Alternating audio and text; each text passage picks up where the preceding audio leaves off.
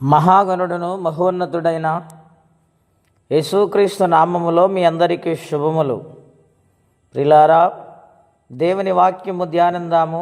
Ruth గ్రంథం 1 అధ్యాయము 18వ వచనం.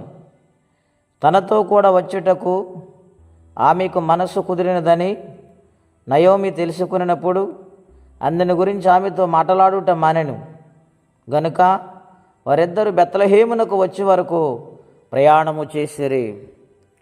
ప్రియమైన దేవుని బిడ్డలారా, పరిశుద్ధాత్మదేవుడి ఉదయకాల సమయంలో మనందరితో మాట్లాడునుగాక. రూతు అనే ఈమె నయోమితో మోయాబు దేశాన్ని నుంచి బయలుదేరింది. అప్పటికే వారు సమస్తమును కోల్పోయారు. శ్రమలు గుండా ప్రయాణము చేస్తున్నారు. మనసుకు నెమ్మది లేక అశాంతితో మనోదుఖముతో వారు ప్రయాణము జరిగింది. ఆ ప్రయాణములో నయోమి కోడళ్ళిద్దరు, వార్ప, రూతు. వార్ప నయోమిని ముద్దు పెట్టుకుని వెళ్ళిపోయింది. రూతు అయితే, నేను నీతోనే ఉంటాను, నీ జనమే నా జనము, నీ దేవుడే నా దేవుడు అని తీర్మానం తీసుకొని బయలుదేరి వారిద్దరూ కలిసి యోధా బెత్లెహేమునకు వచ్చారు. ప్రియులారా, ఇక్కడ గమనించవలసిన సంగతి ఏమనగా, ఆమె మోయాబు దేశాన్ని విడిచిపెట్టింది. రూతు దేవుని వాక్యంలో వ్రాయబడింది. ద్వితీయోపదేశకాండ 23 అధ్యాయం 3వ వచనంలో, అమ్మోనీయుడే కానీ మోయాబీయుడే కానీ యెహోవా సమాజంలో చేరకూడదు, అది ఎంత మాత్రము మంచిది కాదు.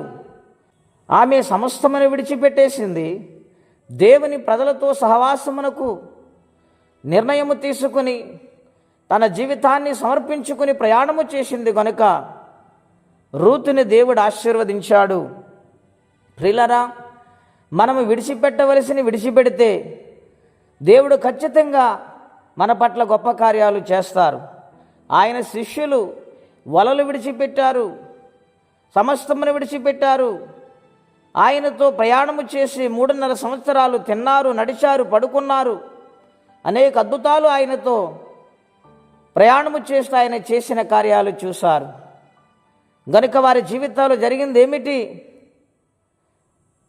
దేవుని రాకడలో ఇశ్రాయేలులకు తీర్పు తీర్చుటకు 12 గోత్రములకు 12 సింహాసనములు దేవుడు వారికి అనుగ్రహించారు.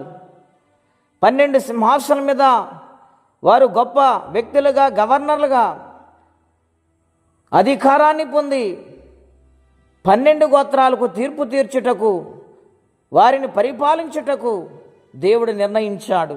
ప్రియులారా, మన జీవితాల్లో విడిచిపెట్టకుండా ప్రార్థన చేసినా, దేవునితో నడిచినా ఉపయోగమేమి? గనుక ఎప్పటికప్పుడు మనస్సాక్షిని పరిశీలన చేసుకోవాలని ప్రభు పేట మీకు మనవి చేస్తున్నాను. మోయాబుని విడిచింది కనుక దేవుడు ఆమెను బోయజు పొలమునకు నడిపించాడు. ఏనాడు లోటు ఆయన చేయలేదు. ఆయన ఆశీర్వదించాడు. కారణం, ఆమె సమస్తమని విడిచిపెట్టి, మోయాబు అనగా పాపం, అహంకారము, గర్వము, అటువంటి స్థలాన్ని ఆమె విడిచిపెట్టింది. దేవుడే కావాలని నిర్ణయించుకుంది గనుక ఆమెను దీవించారు. గనుక మన జీవితాల్లో కూడా పాపము, అవిధేయత, మూర్ఖత్వము, అజ్ఞానము విడిచిపెట్టి ఈ లోకములో ఉన్నది ప్రేమించటము కాదు, కానీ దేవుని ప్రేమించడం నేర్చుకుంటే ఆయన నిత్యముగా జ్ఞాపకము చేసుకుని గొప్ప ఆశీర్వాదము మనము కోరుకున్నది ఇస్తారు. ఆయన రాజ్యానికి వారసులుగా మారుస్తారు. అటువంటి దీవెన ఈ ఉదయకాలం ప్రతి ఒక్కరూ పొందుకోవాలని కోరుకుంటూ ఈ మాటలు ముగిస్తూ ఉన్నాను. ప్రియులారా, ప్రార్థన చేసుకుందాం. దయగల మా తండ్రి, ఘనమైన మీ నామం కొరకై వందనాలు. బిడ్డలందరిని ఆశీర్వదించండి, వర్ధిల్ల చేయండి.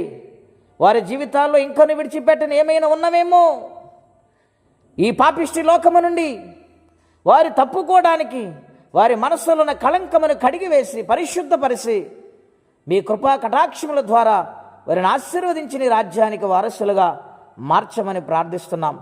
రక్షణ లేక రసించిపోతున్న వారికి రక్షణ ఇవ్వండి. సమస్యలతో బాధపడుతున్న వారికి సమస్యలను విడుదలవ్వండి.